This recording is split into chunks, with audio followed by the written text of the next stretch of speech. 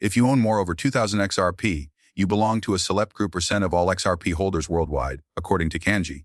This was the first thing I had to say when we started talking about XRP. I typically tell people to only purchase what they can afford when it comes to cryptocurrency investing. This is particularly valid if they intend to buy XRP. Calm down, wait, and see what happens. Everyone is cautioning people that until they have 20,000 XRP, they won't be able to make it in the next months. People still don't think that 1,000 XRP will make a difference in their life, yet buying 1,000 XRP will cost 20,000 once it hits 20. In 2 years, 1,000 XRP will make you a legend. Given that XRP will continue to rise, that is what will occur. Institutional adoption will soon be followed by mass adoption. People will probably buy 1 to 10 XRP at that time, and it will then keep rising. People will start buying drips of 1 XRP. A portion of 1 XRP will be bought by them. Those who argue that you must possess a certain amount of XRP should be ignored. Buy anything you can afford instead. Outside of XRP and RLSD, the XRP ledger community has comparatively low liquidity. We won't be able to fully realize the transformative potential of memes until we attract attention from sources other than the XRP ledger. It is unlikely that most XRP holders will shift their emphasis because they are only interested in XRP. Assume that groups genuinely want to thrive on the XRP ledger. If so, they need to start actively expanding into other ecosystems, like Solana and Ethereum that have a degen and meme culture. Others, on the other hand, just don't know how to use tokens in ways other than purchasing or selling XRP on exchanges. Do you know why people don't buy meme currencies on the XRP ledger? Most XRP holders have long since moved away from meme coins because they are in danger of becoming extinct owing to legal restrictions. Look, the cross-border task team was just formed by the CFTC and SEC. What are you aware of? It focuses on rug pulls just like the majority of these meme coins. A meme coin will never be mentioned by an XRP holder, despite the fact that the XRP ledger was intended for institutional use. For meme coins, no. They continue to be very focused and utilitarian. This is the result of two systems, just one future. Instead of competing with each other, DeFi and TraFi are combining to form the railways of the future. It's not DeFi against TraFi, unlike what everyone generally says. Because they don't want to convert, many conventional institutions are opting to move to DeFi. However, DeFi and TraFi are combining. They want to keep the current system in place because they are making money off of it.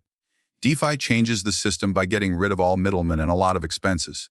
Large banks that benefit from this system, such as JP Morgan and Goldman Sachs, wish to stay in it. The difference is that once TraFi and DeFi come together, those who are not on board will be left behind. That's the real story with the SEC and CFTC. I trade stocks all day and all night. Continuous trading has the ability to increase markets, much like cryptocurrencies. Given that the stock market is already becoming tokenized and is set to expand globally, they wish to trade stocks continuously. The United States will no longer be the exclusive location. People could buy stocks on the American Stock Exchange from anywhere in the world. It's revolutionary. Liquidity in the stock market will increase as a result. And the same thing is happening in the Bitcoin space. The market is not country-specific, it's an international one. The US's actions are the center of attention for everyone. However, as a cryptocurrency investor, you must also search outside of the United States. In the UK, the EU, and other nations, important events are happening. Even during the sluggish market, Ripple became global since everything in the BRICS is expanding and spreading globally. They started to spread outside the United States. The world is a huge nation. Don't confine yourself to the retail market in the United States. Even though this year is just around 4 months old, 2025 is already the busiest time of year for stablecoins, especially in terms of consumer-level transfer volume. The surge is indeed occurring here, and it originates in Bangladesh, Pakistan, Indonesia, Nigeria, and India. As adoption grows, stablecoin adoption is hitting a new high. According to Visa and Allium cited in the research, transactions under 250, sometimes referred to as retail-size transfers, generated almost $5.84 billion in August, the biggest amount ever recorded. All of these respondents talked about the several reasons to embrace stablecoins and their predictions for the cryptocurrency asset associated with fiat money going forward. Among the 600 customers, a sizable percentage stated that they use stablecoins to avoid costly banking fees and slow transactions. Many people are frustrated with SWIFT, as seen by the large number of them who work overseas and send money home.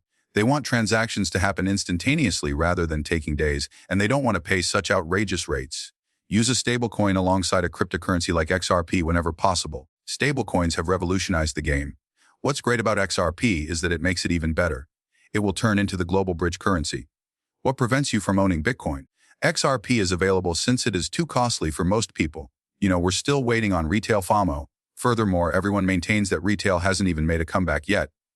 What do you think will happen with that money, then? Retailers won't buy Ethereum or Filarzen or Bitcoin above 100,000, even if XRP is now trading at around 3. As a result, XRP will also see significant retail FOMO. I think the FOMO for XRP will be absolutely insane this time. Everyone will want to buy XRP when it really starts to get traction. Along the way, a lot of retail will start to price out, and some customers will be buying things for $10, $15, and $20. Individual XRPs will be bought by consumers. It will be a thrilling event to observe.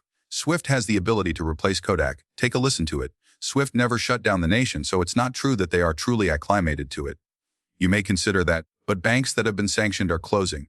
Institutions are therefore authorized to use the network.